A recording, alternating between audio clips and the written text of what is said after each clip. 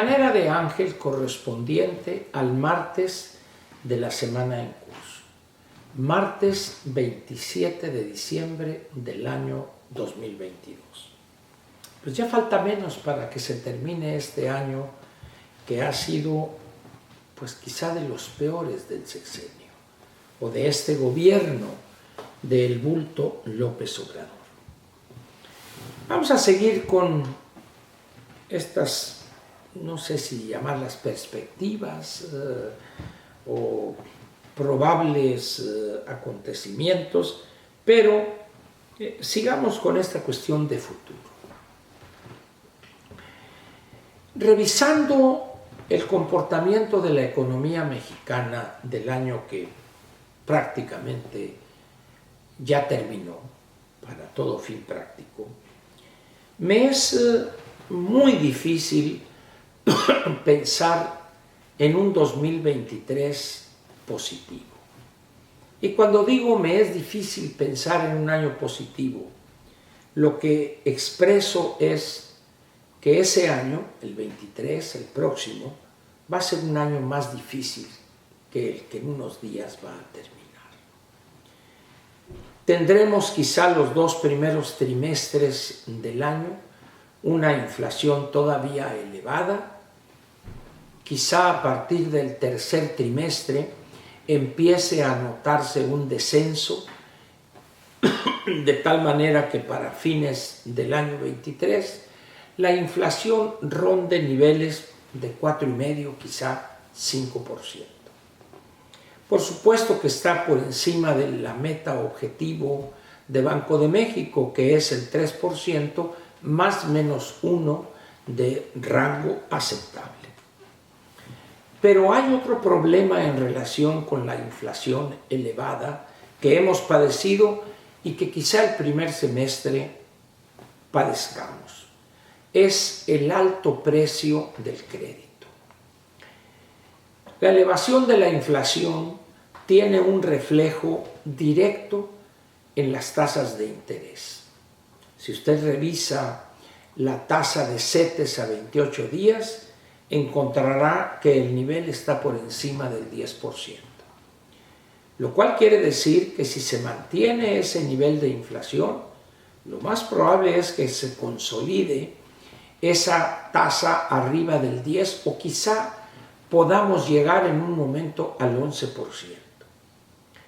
Esto va a tener un impacto sumamente negativo en la cantidad de intereses que usted tendría que pagar los primeros al menos 6 meses del próximo año en los créditos que tenga usted un saldo vigente y que estén contratados evidentemente a tasa variable. En aquellos créditos que están a tasa fija, bueno, pues ahí no hay que alegar mucho, no cambia la tasa. Pero cuando es tasa variable, el otro día, creo que, no sé si ya les comenté a ustedes, vi un anuncio, un espectacular, ahí en la confluencia de las calles Avenida Chapultepec y Sevilla, o el principio de Salamanca, que es la continuación de la calle de Sevilla. Ahí en la parte de la colonia Juárez y cruzando Chapultepec, pues ya estamos en terrenos de la Condesa. Entonces era un anuncio de Banamex, anunciando una tarjeta de crédito con muchas virtudes, y luego decía tasa de interés 77.9%. Si Banamex anunciaba eso como un gran atractivo para el demandante de tarjetas de crédito, pues eso quiere decir que habrá otras tarjetas, con niveles de 85%, quizá o más, del precio del crédito. Cuando preguntaba yo, bueno, ¿y hay alguien que saca una tarjeta de esas? Y la respuesta de mi mujer fue inmediata. Muchos, me dice. Es decir, ante la crisis, ante la pérdida del empleo o pérdida de ingresos, la gente de manera desesperada se agarra de lo que sea, así sea un clavo ardiendo financieramente hablando. Otra tarjeta. A veces piden otra tarjeta para pagar el abono mínimo en otras tarjetas que ya las tiene hasta el tope. Y la pregunta aquí es, bueno, ¿y por qué los bancos siguen otorgando plásticos? Apareció un artículo hace unos días, no recuerdo si fue en El Economista o en El Financiero, donde se afirmaba en esta nota que se había entregado un número increíblemente alto de tarjetas en los primeros 10 meses del año, de enero a octubre. Y esto es explicable por el nivel de desesperación, particularmente de los clase medieros. La tarjeta de crédito en algunos casos es la única salvación momentánea, parcial, que tienen los integrantes de la clase media. Los de la clase alta, pues esos no tienen problema. Y los de la clase baja ni tarjeta de crédito tienen. Y esto es un gran peligro cuando las tasas de interés se disparan y las personas integrantes de las clases medias siguen obteniendo tarjetas de crédito. Ahora bien, repito la pregunta de hace unos momentos. ¿Por qué la banca sigue soltando plásticos? Una razón es que ante la caída de la economía, ante el estancamiento, la masa prestable, es decir, la cantidad que tiene la banca de dinero listo para prestar, ha subido. Entonces ese dinero no puede estar inmóvil. Entonces el riesgo que se corre ante el posible impago de la tarjeta de crédito se compensa con la tasa tan alta que se cobra. Es decir, aun cuando hubiere un número alto de tarjetavientes que no pagaren a tiempo la cantidad mínima que les exige la banca por esa tarjeta, pero habría un número menor pero con pagos más altos. Entonces, aún combinando esas dos cosas, la banca gana dinero y tiene su masa prestable, su liquidez prestable, moviéndola. ¿Cuál es la solución ante una situación de ese tipo? No pedir crédito. Obligar a la banca en un determinado momento, al caerse la demanda de crédito, a que tuvieran que bajar las tasas de interés que cobrarían por ese plástico, vamos a decirlo. Sin embargo, me decía un amigo, Ángel, pero es que no tienen otra solución. No hay otra más que pedir otra tarjeta. Bueno, en ese sentido le digo, tienes toda la razón, porque ellos, esas personas, no tomaron las medidas correctas hace 3 o 4 o 5 meses. En las situaciones de crisis en las economías o en las situaciones de estancamiento, para no hablar de recesión en una economía, hay que buscar abstenerse de solicitar créditos, porque puede caer la persona o una pequeña empresa en una situación de insolvencia muy rápidamente.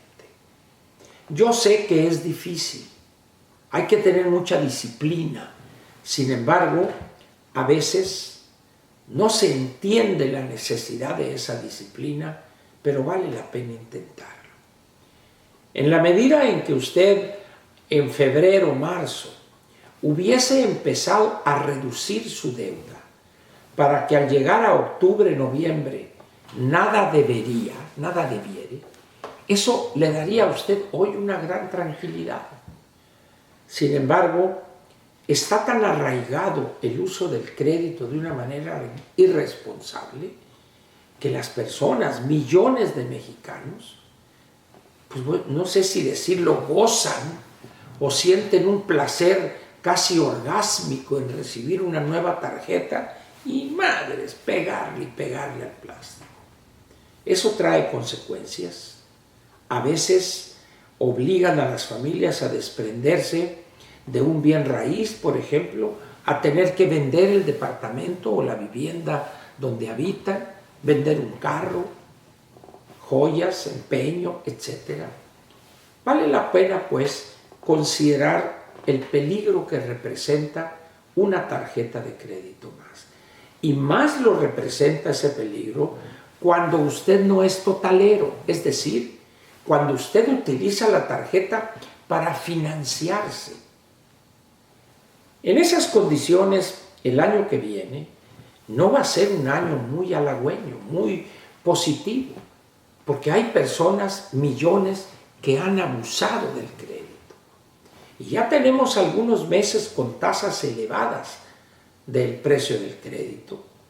Y si lo vamos a seguir teniendo al menos 6 meses del año próximo, esto puede llevar a millones de familias en México a situaciones desastrosas financieramente hablando. En materia de reducir la deuda familiar, no hay fecha mala para empezar a hacerlo. Por más que se haya endeudado usted, empiece a hacerlo ya. Empiece a hacerlo. Y haga un esfuerzo. Apriétese el cinturón. Reduzca al máximo gastos innecesarios, superfluos. No compre lo que no necesita.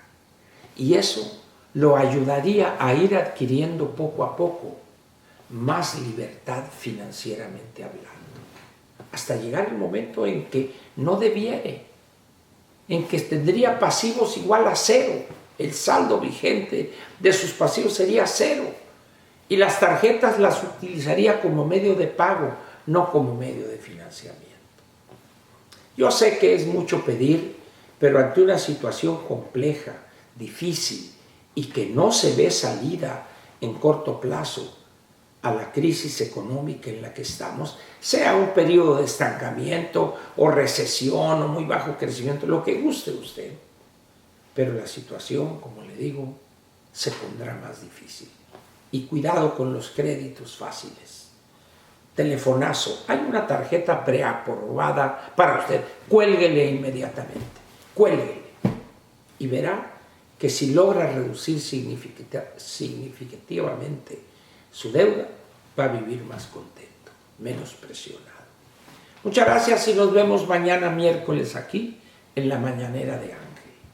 Gracias.